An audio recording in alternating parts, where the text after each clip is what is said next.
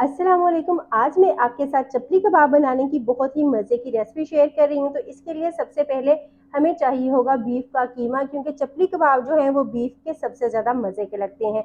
अब यहाँ पे चपली कबाब बनाने के लिए एक चीज़ का खास ध्यान रखना होता है कि कीमा जो है वो हमने चर्बी वाला इस्तेमाल करना होता है। चर्बी वाला हम इस्तेमाल करेंगे तो उससे जो जायका है वो बहुत अच्छा आएगा।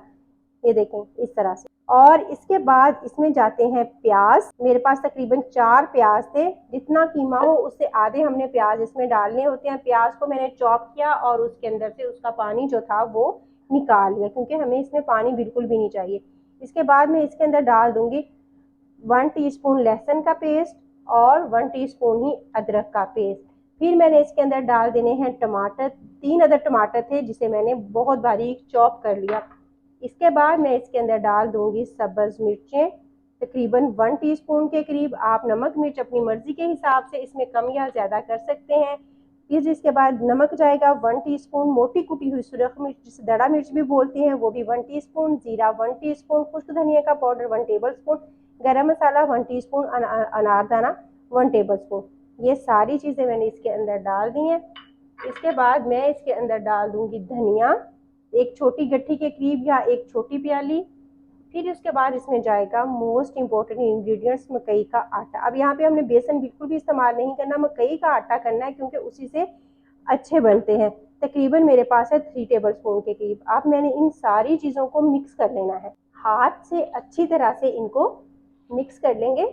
इसे अच्छी तरह से मैंने मिक्स कर लिया। हमने इसको मिक्स 2 से 3 मिनट करना है। इस तरह से करना है जिस तरह से हम आटा गूंद रहे होते हैं, ताकि सारी चीज़ें जो हैं वो अच्छे से इसमें मिक्स हो जाए। अब इस वक्त आप चाहें तो इसे रेस्ट दे दें तकरीबन आधा घंटे के लिए या 1 घंटे के लिए, लेकिन मैं इसे फ़ौरन में बना रही हूँ। तो अब हम लेंगे जितने साइज़ के हमें कबाब बनाने हो उतने साइज़ का कीमा लिया, उससे इस तरह से हाथ से हमने, ये बिल्कुल रेडी है। इस तरह से आप बनाएं और बना के इसे फ्रीज भी कर सकते हैं। फ्रीज करें, फिर जब आपको बनाने हो उसी वक्त निकालें और बना लें। बिल्कुल भी ज़्यादा टाइम नहीं लगता। इस तरह से बने हो तो आपका टाइम भी बच जाता है। ये रेडी हो गए हैं। इसी तरह से मैं सारे रेडी कर लेती हूँ, फिर उसके बाद हम इसे बनाते हैं। अब बारी है इन्हें फ्राई करने की। पैन के अंदर मैंने तकरीबन 3 टेबल स्पून के करीब ऑयल डाल दिया है। ऑयल थोड़ा सा गर्म होगा ना तो मैं इसके अंदर ये कबाब जो है वो रख दूंगी। कबाब जो है मैं इसमें रख दूंगी। तो अब हम थोड़ा सा इंतजार करते हैं कि ये पकने लग जाए। इसे 1 मिनट हुआ है पकते हुए, तो अब हम इसे चेक कर लेते हैं। तकरीबन 1 मिनट में इसे मजीद पकाऊंगी, फिर उसके बाद मैं इसकी साइड चेंज करूंगी। इधर से ये हो गया है तो अब मैं इसकी साइड जो है वो चेंज कर दूंगी। तो इस साइड से भी हम तकरीबन 2 मिनट के लिए पका लेंगे, 2 से 3 मिनट के लिए।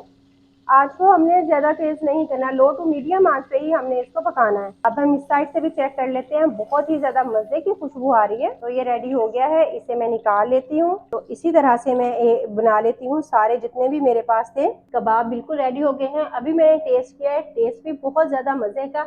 आप चाहें तो इसे ऐसे ही नान के साथ, रोटी के साथ खा सकते हैं। आप चाहें तो इसे बर्गर में या स्लाइस पे रख के खा सकते हैं, जैसे आपकी मर्जी। हर तरह से ये बहुत ही ज़्यादा मज़े के लगते हैं। चाहे तो ग्रीन चटनी के साथ खाएं, चाहे तो टोमेटो केचप के साथ खाएं, जैसे आपको पसंद हो। जल्दी से आपने वीडियो को लाइक नहीं किया तो इसे लाइक कर दें। चैनल को पे न्यू है तो इसे लाजमी सब्सक्राइब करें। अगर आज की वीडियो आपको अच्छी लगी हो तो मुझे कमेंट सेक्शन में ज़रूर बताइएगा। और अपने रखिएगा बहुत सारा ख्याल। अल्लाह हाफिज़।